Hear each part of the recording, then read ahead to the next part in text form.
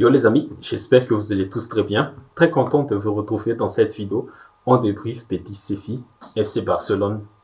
Le Barça peut remercier Ter Stegen. Le Barça peut remercier son gardien qui a sorti une top performance comme Courtois hier soir. Ce sont les phrases clés de ce match car les Catalans ont eu la maîtrise du match, mais Xavi a failli tuer son équipe tout seul. On y reviendra après avec le comment, du pourquoi de ce sabotage de Xavi, de ce mauvais coaching. Le Barça a eu chaud, mais les Catalans rejoignent le Real pour un classico en finale de cette Supercoupe d'Espagne. Les Catalans se sont qualifiés au terme de la séance de tir au but avec un grand Ter Stegen dans les buts. Premièrement, le Betis et le Barça a offert une première mi-temps de qualité par rapport à la première mi-temps du match d'hier. C'était animé, c'était agréable à regarder. On a eu des occasions de part et d'autre, mais grâce à Lewandowski, l'explosivité de Dembélé, le Barça a pu ouvrir le score et concrétiser sa petite domination dans le jeu. En parlant du jeu, on a un peu retrouvé le Barça qui joue bien au ballon, qui maîtrise son adversaire, mais comme sur les derniers matchs, c'est dans la finition que ça a pêché. Pedri, De Jong, Gavi, c'est peut-être le milieu référence de Xavi. Ils ont été très complémentaires sur le terrain. Chacun a joué son rôle. Xavi doit continuer avec ce milieu pour dominer le match au milieu du terrain, pour dominer le jeu, car c'est aussi la base du jeu de possession, c'est d'avoir un milieu complémentaire, dynamique, technique et intelligent sur le terrain. Sur les ailes, Dembélé et Rafinha aussi ont fait leur job pendant cette première mi-temps. Les débordements de Dembélé ont fait beaucoup de mal à Rubial, le latéral droit du Betis. Rafinha, de son côté, a été bon avec ses mouvements, son ballon, sa capacité à faire la passe décisive qui peut casser la dernière ligne défensive du Betis. Il a même donné une passe décisive pour Pedri, mais le but du jeune milieu espagnol fut refusé pour une position d'hors-jeu du Brésilien au départ de l'action. Le petit bémol du Barça sur cette mi-temps, c'était sa gestion du temps faible, car quand le Betis se montre un peu plus, la défense catalane n'était pas très sereine derrière.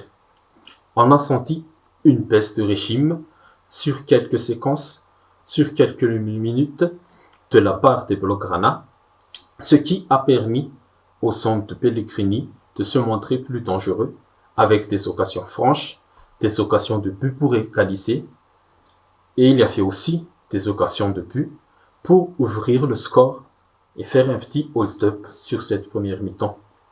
Mais heureusement pour le Barça qu'il y a fait un grand Ter Stegen ce soir dans les cages.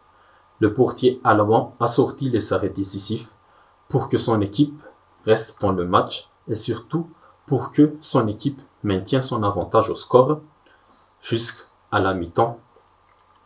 Deuxièmement, c'est maintenant le comment du pourquoi, comment le Barça a failli se tuer dans ce match. C'est à cause de Xavi. Premièrement, c'est à cause de son mauvais coaching. Parce que certes, le Barça n'a pas dominé, mais a toujours maîtrisé son adversaire du soir grâce à son milieu. Ils sont menés 1-0 et comme sur les deux derniers matchs des Catalans, face à l'Espagnol et face à l'Atlético Madrid, ils sont passés en mode gestion. Le bon rythme de la première mi-temps est devenu un mauvais rythme et même c'est devenu un faux rythme. Le Barça a fait eu les occasions de doubler le score, mais ils sont trop passés en mode gestion. Et dès qu'il y a un ballon qui arrive près de la surface de Claudio Bravo, les Catalans préfèrent garder le ballon et faire circuler pour garder le score. Et La plus grosse erreur de Xavi sur ce match, c'est d'avoir sorti Dembélé et De Jong, ces deux meilleurs joueurs du soir. Peut-être qu'il pensait à faire un peu reposer ces deux joueurs, mais c'était son erreur ce soir. Ils les sont remplacés par Busquets et Ferran Torres. Et quelle entrée catastrophique pour les deux joueurs. Bing bang boum, le Barça recule, le Betis en profite et se montre de plus en plus dangereux devant le but de Ter Stegen. Résultat des comptes, Fekir égalise dans les derniers quarts d'heure. Xavi n'apprend jamais de ses erreurs jusqu'à présent et ça coûte très cher aux Catalans. Busquets, je le respecte pour ce qu'il a fait dans sa carrière, mais il n'a plus sa place pour ce genre de match. Et même les matchs de championnat qui suivront, et surtout le match contre Manchester United en Europa League. Même si le Barça mène sur un score large, il ne faut plus faire jouer Busquets, car c'est le premier point faible du Barça en ce moment. Xavi doit faire confiance à ces jeunes étoiles montantes comme Baldé. Le pauvre Baldé, il est sur une phase ascendante. Il n'est même pas rentré sur ce match. C'est Marcos Alonso qui est rentré à la place de Jordi Alba.